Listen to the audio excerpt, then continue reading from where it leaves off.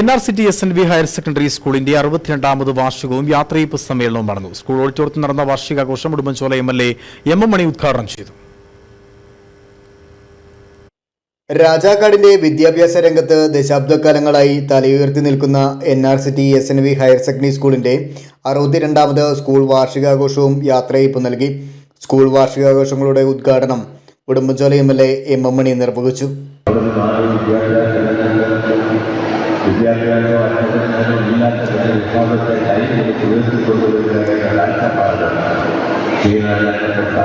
School manager KP Jain അധ്യക്ഷത വഹിച്ച പൊതുസമ്മേളനത്തിൽ പ്രിൻസിപ്പൽ റെജി സ്വാഗതം ചെയ്തു.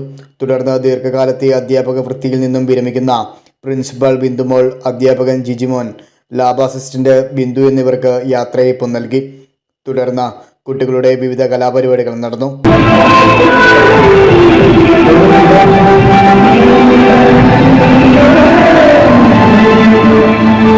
സീരിയൽ താരം ലക്ഷ്മി കീർത്തനയും പങ്കുചേർന്നു.